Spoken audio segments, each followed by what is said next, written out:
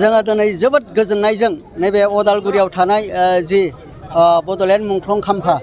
बेवहाय जोङो cracker celebration बम गावनानै रंजानाय बे हाबाफारिखौ लादों आरो बे हाबाफारिखौ जों बिनि थाखायनो लादों नोंथाङा मिथिगौ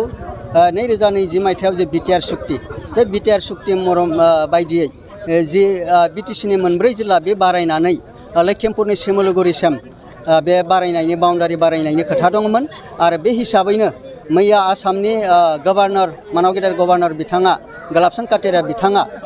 बेखौ फोसावबाय नटिफिकेसन जारिनि गेजेरजों बिनि थाखायनो जों जोबोद गोजोननायजों दिनै अदालगुरि जिल्ला UPPL आरो अदालगुरि जिल्ला दुलाराय बर' फरायसा आफाद अदालगुरि आनसलिक आरो बेजों लोगोसे बे ओनसोलनि मेलेमजिबि टाउन प्राइमारि गासैबो जोंनि UPPL हान्जानि दैदेनगिरि बे ओनसोलनि बुद्धिजिबि गासैखौबो लानानै जोङो मिथाइ जानायजों लोगोसे नैबे बम गावनाय हाबाफारिखौ लादों आरो बे हाबाफारि जोङो रंजानायजों लोगोसे आसामनि गिबि मन्थ्रि बिथां डक्टर हिमन्त बिश्व शर्मा बिथांखौ जोबोद जों साबायखर बावदों बिथाङा थारैनो जोंनि बर' फिसाफोरनि बिखानि जि हास्थायनाय जि लुबैनाय बेखौ बिथाङा जोबोद साहसजों दिनै लखिमपुरसिम बे बिटिसि सुक्तिखौ बारायनानै बिटिआर सुक्तिनि जुगिदि जि 3.1 जिथु दफा दङमोन बेखौ मावफुंनानै होनायनि थाखाय साबायखर बावदों आरो बेखौ दिनै सुक्ति खालामनानै जि सिङाव मावफुंनो थाखाय जि गोख्रों गोसो लानानै खामानि मावबाय थादोंमोन प्रमद बर' बिथांजों लोगोसे दुलाराय बर' फरायसा आफादनि मानगिरि आफादगिरि दिपेन बर' गासै बर'नि मेलेमजिबि बर' थुनलाइ आफादखौबो जोङो साबायखर बावबाय नोंथांमोना बयबो नुदोंमोन मिथिदोंमोन गुबुन गुबुन दिनै राजखान्थि हान्जा BPFआनो होन गुबुन गुबुन दिनै बिटिआर सागोनखौ गोजोननाय गैयै बिथांमोना बिटिआर सुक्तिया जाफुङा एरिया बाराया बायदिसिना माने प्रमद बर'आ बड'लेण्डखौ फानबाय बायदिसिनाखौ खोथा बानसावदोंमोन नाथाय दिनै जिहेथु बेयो दिनै गेलेनाय खामानि नङा धेमालि नङा दिनै रोजा रोजा बर' फिसाफोरा थै होनानै बे सुक्तिखौ खालामदों दिनै आरो बे जोंनि थैनि बेसेन बेखौ बुजिनानै दिनै आसाम सरकारा मावफुंना होबाय आरो जोंनि सागानगिरि बिथांमोनाबो दिनै बे सुक्ति बायदियैनो दिनै बे खामानिखौ मावफुंबाय बिनि थाखाय जोबोद साबायखर बावबाय आरो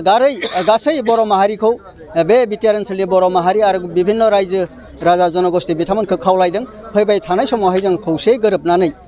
बिटिआर सुक्तिनि गेजेरजों जों 60टा समस्ति मोनगोन जोङो 15टानिबो बारा जोङो एसेम्बलि जों समस्ति मोनगोन आरो फैबाय थानाय समावहाय जोङो 2 लकसभा समस्ति जोङो मोननो हानाय बे गासै राजखान्थि गोहोखौ लानानै बे ओनसोलनि मुवारि जौगाखांनायनि थाखाय सोलोंथाइ जौगाखांनायनि थाखाय आबाद बिथिं जोंनि मुवारि जौगाखांनायनि थाखाय खामानि मावनांगोन दा बयबो खौसे खामानि मावलांबाय थागोन बे ओनसोलाव जोंनो मोनसे गोजोर आरो गोख्रों राजखान्थि हान्जा नांगोन आरो बिनि थाखाय बर'नि गासै दैदेनगिरि मेलेमजिबि बिथांमोना जाहाथे खामानि मावो सिंजों मेलेमजों बुद्धिजों खामानि मावनानै फैबाय थानाय समावहाय बे ओनसोलखौ जौगाखांनायाव मदद खालामो बेखौनो बुंनानै आंनि सुंद' मेसेजखौ बेखिनियाव फोजोबबाय गोजोन्थों दिनै नोंथांमोना मिथिगौ BC सुक्तिनि जुगिदि बड'फानि दैदेननाय जि BC सुक्ति जादोंमोन बेवहाय बै समावहाय गफुरनि 500 बर' फिसाफोरा जिथु मुंख्लं जादोंमोन बेजों लोगोसे नैबे बाकिखिथा क'क्राझार चिरां अदालगुरि बेखिनि गुबुन गुबुन जिल्लाफोरावबो मुंख्लं जानानै गासै 1135 जन बै समाव मुंख्लं दङमोन आरो बेनि उनावहाय जि बिएलटिनि सोमावसारनाय बिटिसि सुक्ति आरो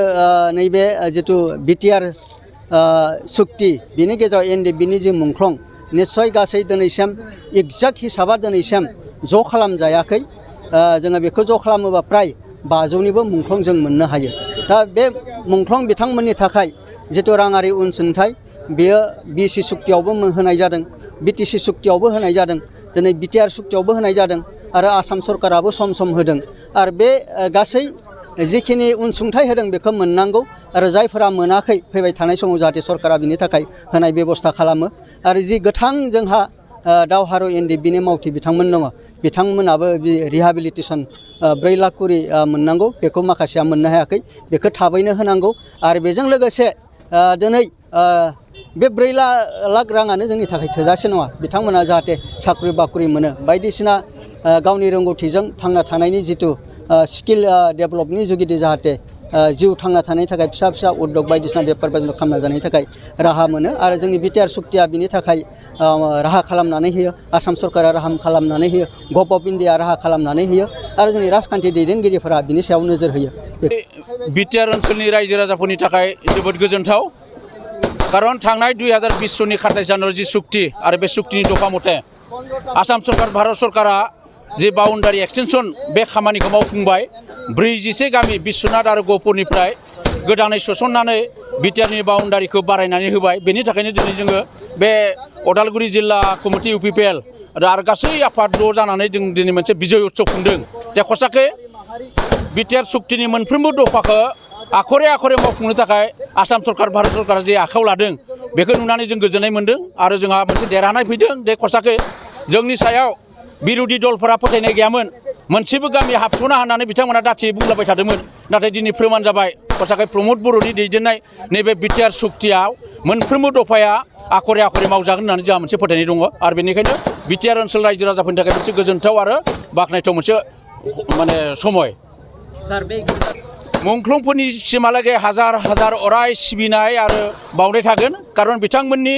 जिउ होनायनि थाखायनो दिनै जोंनि बिटिआर ओनसोलाव मोनसे जौगानाय फैदों बिटिआरनि बाउन्डारिफोरा माने बारायदों आरो बिथांमोननिनो बे सेक्रिफाइसनि बिनिमयावनो दिनै जों बेखिनिखौ मोननो हानाय जादों बेनिखायनो बिथांमोननि खाथियाव अराय जोंहा मोनसे धार हिसाबै थागोन आरो बिथांमोनखौ जों अराय मुंख्लं हिसाबै सिबिनो जों जिहेथु आखायाव लागोन जोंहा जोंनि बिटिआर सुक्तिनि मोनफ्रोमबो दफाया आबुङै मावफुंजागोन प्रमद बर'नि दैदेननायाव खारन दिनैनि दिनाव बिटिआर ओनसोलाव बयनिख्रुइ फोथायजाथाव बयनिख्रुइ गोरोंसिन बयनिख्रुइ मोजांसिन सासे दैदेनगिरि जाबाय जोंहा प्रमद बर' आरो प्रमद बर'नि सायाव जोंहा जौसेयाव जौसे फोथायनाय दङ बिटिसिनि मोनफ्रोमबो दफाया गोथारै मावफुंजागोन दिनै बिनिनो मोनफा मोनफा माने स्मुथलि गासैबो दफाखौ मावफुंनो थाखाय बिथाङा हाजासे नाजादों आरो बिथांनिनो नाजानायनि मोनसे प्रमान दे खसाके जे मोनसे जोङो रावहाबो फोथायनाय गैयामोन बिरोधिफोराबो फोथायनाय गैयामोन जे खसाके मोनसेबो गामि हाबा होननानै बिथांमोना दाथियै बुंबाय थादोंमोन दिनै प्रमद बर'नि नाजानायाव जोंहा बे 41 गहपुर बिश्वनाथसारि आरो सनितपुरनि गामिफोरा हाबबाय आरो माखासे गामि हाबबावगोन बिथांमोना स्मुथलि गासैखौबो सालिजारि नायनानै बिटिआरआव गामि सोसननो थाखाय हाबाफारि मावबाय थादों आरो बे एकमात्र प्रमद बर'नि दैदेननायाव जोंहा 100आव 100 फोथायनाय दङ बिटिआरनि मोनफ्रोमबो दफाया मोजाङै मावफुंनाय जागोन होननानै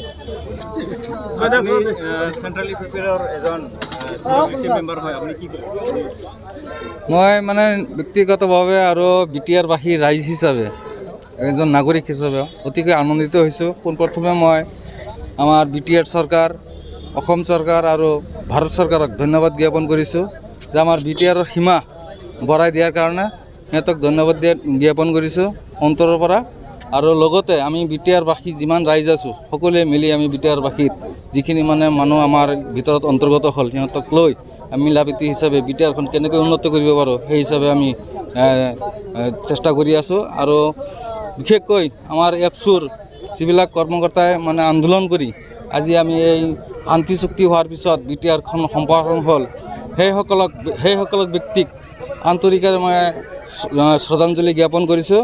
লগতে আমাৰ প্ৰাক্তন এপছুৰ সভাপতি তথা বিটিআৰ বৰ্তমান চিফ প্ৰমদ বড়ো ডাঙৰীয়াক আন্তৰিক ধন্যবাদ জ্ঞাপন কৰিছোঁ।